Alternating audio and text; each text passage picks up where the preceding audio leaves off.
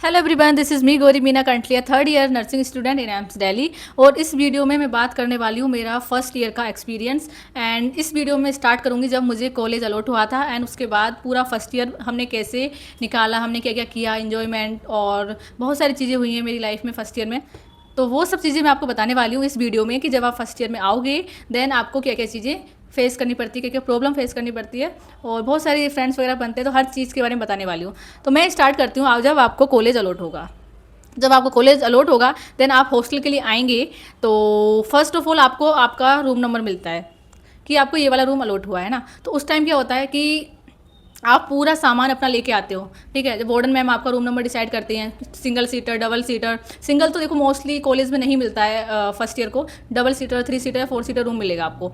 तो सबसे पहले मैं स्टार्ट करती हूँ, जैसे कि मैं अपना बताती हूँ। जब मैं एम्स दिल्ली में आई थी, जब मैं एम्स दिल्ली में आई थी एंड मुझे कॉलेज अलॉट हुआ था, तो सबसे पहले मैं बात करती हूँ जब आप आओगे ना एम्स दिल्ली में, जब आप हॉस्टल पहुँचोगे अपने, तो पहली बार तो आप बहुत सारे लोगों से पूछोगे, ऑटो वाले भैया जो भी होंगे, कि यार कहाँ हैं, कि हमें यहाँ हॉस्टल में जाना है, यहाँ हॉस्टल में जाना है, क्योंकि आपने वो चीज़ नहीं देखी रहती है। तो आप आओगे एंड आपके साथ आपका बहुत सारा लगेज होने वाला है ना, क्योंकि हर सामान आप लेके आओगे अपने घर से।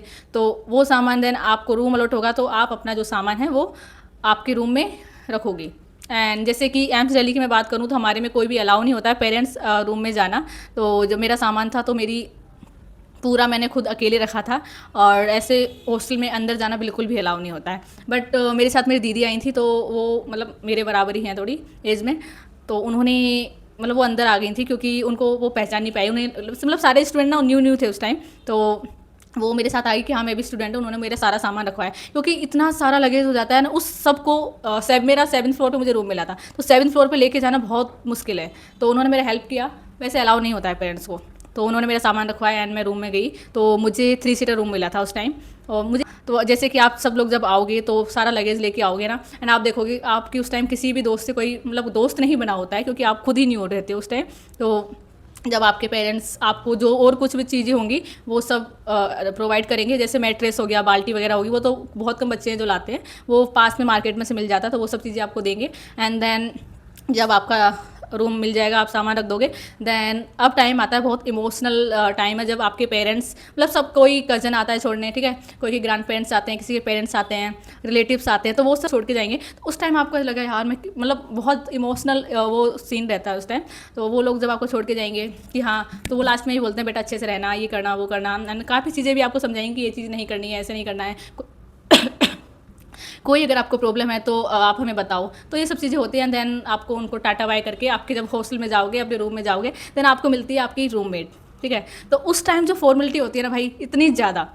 आप जाओगे है ना, आप सबसे पहले उनको आप करके बोलोगे, आप कोई काम होगा, अरे मैं कर लूँगा, मैं कर लूँगा, मैं कर लूँगा, प्लीज़ आप मत करो, ठीक है। तो ऐसे ही मेरे साथ हुआ था। जैसे ही मैं रूम में एंट्री किया था मैंने, तो मेरी रूममेट महक है, तो हमारा 3 सीटर रूम था।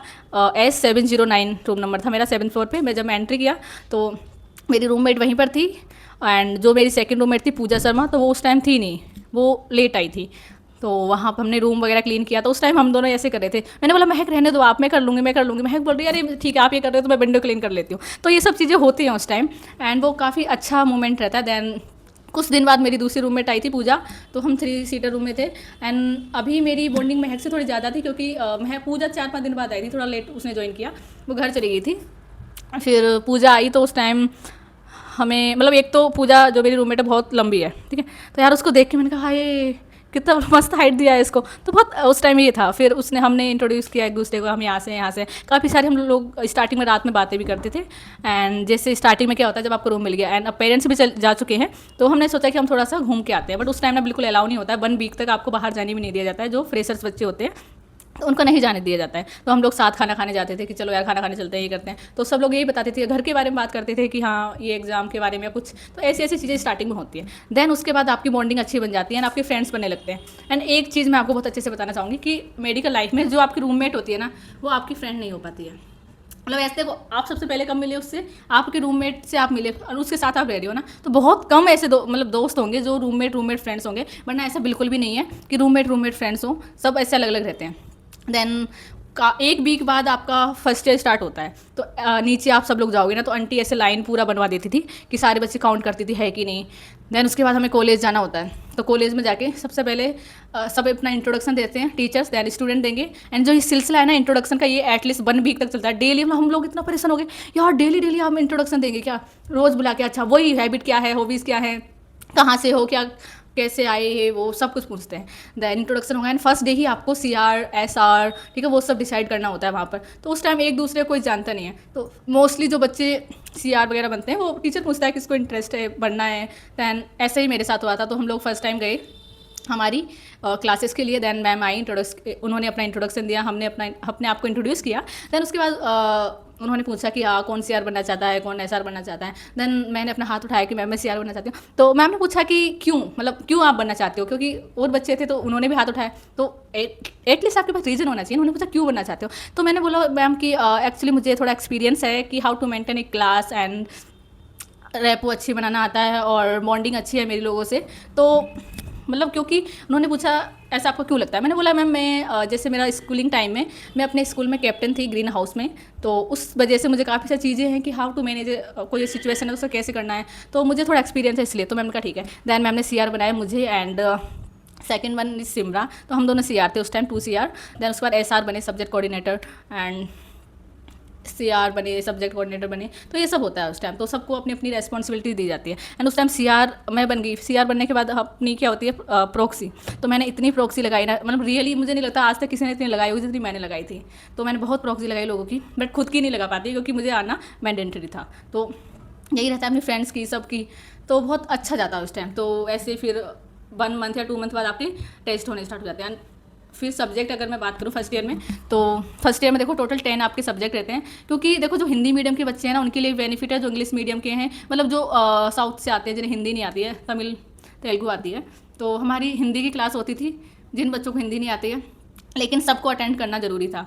दैन इंग्लिश की क्लासेस होती थी उन बच्चों के लिए जो हिंदी जिनकी इंग्लिश जिनकी वीक है, बट वो भी हम अटेंड करते थे, जबकि हमारी दोनों चीज़ ठीक थी। तो वो सब करना होता है। दैन हमारी मैंने बताया 10 subject, Hindi, English, microbio, physiology, psychology, anatomy, है ना, और न्यूट्रिशन, NF एंड कंप्यूटर। तो ये सब चीज़ें आपकी होती है फर्स्ट ईयर में। इतने सारे एग्जाम होते हैं ना, इतने सारे यूनिट टेस्ट होते हैं, आप ऐसे चले जाओगे अरे यार। एंड उसके बाद 1 वीक बाद आपकी पोस्टिंग स्टार्ट हो जाती है। तो उसके लिए आपको एप्रेन एंड शर्ट वगैरह सब कुछ लाना पड़ता है। तो वो सब चीज़ें रहती हैं। दैन फर्स्ट ईयर में पोस्टिंग लगती है आपकी, हर वार्ड में लगती है, medicine, nephro, euro and surgery block, OT में भी आपकी लगती है पोस्टिंग। एंड डेमो वगैरह सबको टीचर सिखाते हैं। तो ऐसे ही लाइफ चलती रहती है। एंड फिर आपके फ्रेंड्स बनना स्टार्ट हो जाते हैं, तो वही है। दैन आपको बहुत सारी चीज़ें, आप घूमते हो, ये करते हो, तो वही रहता है। एंड फर्स्ट ईयर तक मुझे लगता है बहुत अच्छा हर किसी से बॉन्डिंग अच्छी रहती है। तो एंड थोड़ा टाइम लगता है ना जानने में, बट मेरी पूरी क्लास से बहुत अच्छी बॉन्डिंग थी, है और रहेगी, है ना। मतलब मुझे ऐसा लगता है मेरी पूरी बैच में मैं हूँ जिसकी सबसे बहुत अच्छी बॉन्डिंग है, कि किसी से वो नहीं कर रखा है भाई इससे नहीं बोलना है, इससे बात नहीं करना, ऐसा कुछ है नहीं। एंड लड़ाई वगैरह देखो होती रहती है। एंड रूममेट में सबसे ज़्यादा लड़ाई होती है, बट मेरी रूममेट से कभी आज तक लड़ाई नहीं हुई। और मतलब ऐसे होती है, ये है रूममेट वगैरह की। तो मैं आपको बताती हूँ, जैसे मैं नाम नहीं लूँगी। तो मेरे जो फ्रेंड्स हैं, बैचमेट हैं, तो जैसे वो लोग डबल सीटर रूम, तो मेरे जो बैचमेट हैं वो डबल सीटर रूम में रहते हैं ना। तो उनकी एक बार हो गया, किसी बात पर लड़ाई हो गया। तो वो लोग अब कैसे बात करते हैं कि जैसे मेरी और पूजा की मानो लड़ाई होगी ना, तो मुझे अगर पूजा को कुछ बोलना है तो मैं ऐसे एक पेपर लूँगी, है ना, जैसे कि मान लो मैंने ये लिया है, दैन स्टिकी नोट्स, एंड इस पर लिख के मैं उसकी टेबल पे लगा दूंगी। हाँ मुझे ये, वैसे तो बोलते नहीं, अगर कोई काम होगा भी तो ये है, ये मतलब वो लोग बात नहीं करते। तो बहुत अलग अलग तरीके की सबकी लड़ाई होती है। तो ऐसा होता है, जैसा कि आपने देखा होगा ना रील में कि ऐसा हो रहा है, तो भाई वो सच है, रियल है, ऐसा होता है। तो हमारी बहुत अच्छी बॉन्डिंग है तीनों की, और अभी भी है और रहेगी। तो यही है। एंड इसके बाद एग्ज़ाम वगैरह होते हैं। यहाँ पर आके आपको फील होगा कि यार एग्ज़ाम में टॉप करना छोड़ो, मतलब पास हो गए ना वो इनफ है, आप लोगों के लिए पास होना इनफ है। क्योंकि बहुत टफ एग्जाम यहाँ पर बनते हैं, कुछ भी मतलब अब यहाँ ये नहीं कह सकते ना कि मैम ये नहीं पढ़ा, ऐसा नहीं होता है। एंड सबसे ज़्यादा क्या है, बिजी शेड्यूल। आपकी 7:30 से पोस्टिंग लगती है 12:30 तक या 1 o'clock तक लगती है। देन 1 o'clock से 2 PM तक आपका लंच होता है। एंड उसके बाद 2 PM से 5 PM तक आपकी क्लास होगी। एंड चलो अब एक बात बताओ, जैसे 7:30 से आपकी 12:30 या 1 PM तक आपका क्लिनिकल स्टार्ट हो जाता है। देन उसके बाद आपको 1 से 2 PM के बीच में हॉस्पिटल से, क्लिनिकल से हॉस्टल आना है, जिसमें हमें 15 मिनट आराम से लगते हैं आने में, क्योंकि काफ़ी दूर है। देन आपको खाना खाना है एंड चेंज करना है, क्योंकि आप क्लिनिकल की यूनिफॉर्म क्लास में नहीं पहन सकते हो। चेंज करके आपको वापस जाना है। तो आधा घंटा आने जाने में लगे, इस 30 मिनट के अंदर हमें आना, खाना भी है, चेंज भी करना है, वापस जाना है। तो बहुत ज़्यादा हेक्टिक रहता है, लेकिन अब क्या कर सकते हैं, मतलब हमने बोला ये, बट उसका कुछ नहीं होगा। सब ये बोलते हैं आपके सीनियर ने किया है तो आपको करना पड़ेगा। एंड फिर आपको मेस का खाना स्टार्टिंग में बहुत अच्छा लगता है कि यार क्या आप मस्त बनाते हैं, फिर धीरे धीरे कि छोड़ देते हैं खाना खाना, ठीक है। आप रूम पे भी कुछ कुकिंग वगैरह करोगे तो वो सब चीज़ें होती हैं। एंड बहुत फर्स्ट ईयर तो बहुत अच्छा जाता है आपका, थोड़ा हेक्टिक रहता है बट अच्छा जाता है। देन लाइब्रेरी ज्वाइन कर लेते हो, कोई डांस क्लास ज्वाइन करता है, हम बहुत सारी एक्टिविटीज़ हैं एंड प्रोग्राम होते हैं, जैसे हमारे पल्स होता है, ठीक है, स्पोर्ट्स डे होता है, बहुत सारे प्रोग्राम्स हैं, कल्चरल इवेंट्स हैं जो होते हैं। तो ये सब चीज़ें रहती है फर्स्ट ईयर के अंदर। एंड मेरा भी फर्स्ट ईयर काफ़ी अच्छा गया। एंड बट अब जब सेकंड ईयर में आओगे ना, तो जैसे कि मैंने बताया, जो फर्स्ट ईयर का आपका ग्रुप होता है ना, वो एटलीस्ट मिनिमम 4 पीपल का होता है एंड मैक्सिमम 10-11 लोगों का भी होता है, तो 8-9 लोगों का ग्रुप होता है अगर हम एवरेज देखें तो वो अच्छा ग्रुप रहता है। बट जब आप सेकंड ईयर में आओगे तो वो पूरा टूट जाता है। और ये बात सच है, मतलब मैंने अपने खुद बेसपेट में देखा है कि इन लोगों का इतना बड़ा बड़ा ग्रुप था एंड जब सेकंड ईयर में ये लोग आए तो वो टूट चुका है, थर्ड ईयर में तो और कम हो गया है। तो ये चीज़ रियल होती है मेडिकल लाइफ में, या और भी आप कॉलेज में हॉस्टल में रहोगे तो ये होता ही होता है। तो यही है। और तो थोड़ा हेक्टिक रहता है, बहुत सारे आपको मतलब जैसे नर्सिंग लाइफ में तो सबसे अच्छा आपको फाइल्स बनानी, इतनी फाइल्स बनवाते हैं ना डेली। 15 डे की पोस्टिंग में या 7 डे की पोस्टिंग में भी आपको प्लेस कार्ड बनाना है, केस रिपोर्ट बनानी है, पेशेंट का सब कुछ चेक करना है, उसकी फ़ाइल बनानी है और हेल्थ एजुकेशन देनी है, बहुत सारी चीज़ें रहती है, बहुत ज़्यादा। तो मुझे ऐसा लगता है यार थोड़ा कम करना चाहिए, क्योंकि हमें सेल्फ स्टडी का टाइम नहीं मिलता इस वजह से। अब आप 5 PM तक आओगे, 5 PM के आने के बाद ठीक है, आप आधा घंटा आपको आने में लगेगा, देन आप थोड़ा रेस्ट करोगे, ठीक है, चेंज करोगे तो आपको 6 PM तो हो जाता है। देन उसके बाद आपको सुबह उठना भी जल्दी है, क्योंकि मैथ्स में बहुत ज़्यादा लाइन रहती है। कॉमन वॉशरूम जिसका है उसको बहुत प्रॉब्लम आती है, क्योंकि इतने सारे बच्चे हैं उसको यूज़ करना होता है तो लाइन लगानी पड़ती है। उसके लिए भी हम लोगों ने सीरियसली, हम लोगों ने नहाने के लिए भी ऐसे बाल्टियाँ लगा रखी थी, हाँ मैं जाऊँगी, तो उसमें आपका 1 घंटा वैसे ही बर्बाद हो जाएगा, ठीक है। तो आपके पास मुश्किल से 5 घंटे बचते हैं, जिसमें से आपको नीचे अटेंडेंस होती है तो अटेंडेंस के लिए जाना पड़ेगा, खाना खाने के लिए जाना पड़ेगा, थोड़ा घर पे ही बात करते हैं, तो मुश्किल से आपके पास 2.5 घंटे बचते हैं। पूरे दिन में अगर हम शेड्यूल निकालें तो 2.5 घंटे में आपको सेल्फ स्टडी भी करनी है, आपको आपका डेली डायरी लिखनी पड़ती है, डायरी भी लिखनी है, देन आपका असाइनमेंट भी कंप्लीट करने हैं। तो ये सोचो आप कितना हेक्टिक है। तो इसीलिए मेडिकल लाइफ में बोलते हैं ना कि पास होना ही बहुत इसलिए मेडिकल लाइफ में बोलते हैं कि पास हो जाओ, वो भी बहुत बड़ी बात है। तो इसीलिए बोलते हैं क्योंकि यहाँ पर सेल्फ स्टडी का टाइम ही नहीं है आपके पास, वो फालतू की चीज़ें बनवाते हैं। मतलब फालतू तो नहीं है बट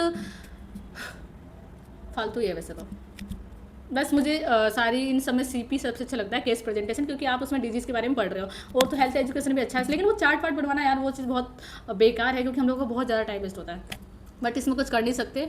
और आपको स्क्रब पहनना होता है जब आप OT में जाते हो, वो बहुत अच्छा लगता है। यानी एप्रेन हो गया, हमारी कम्युनिटी पोस्टिंग लगती है, तो बहुत सारी चीज़ें। जब आप बस में जाते हो कम्युनिटी पोस्टिंग तो आपको वहाँ स्टे भी करना पड़ता है, तो उस टाइम बहुत ज़्यादा मजा आता है, एकदम पिकनिक की तरह लगता है कि यार हम लोग पिकनिक मनाने आए हैं।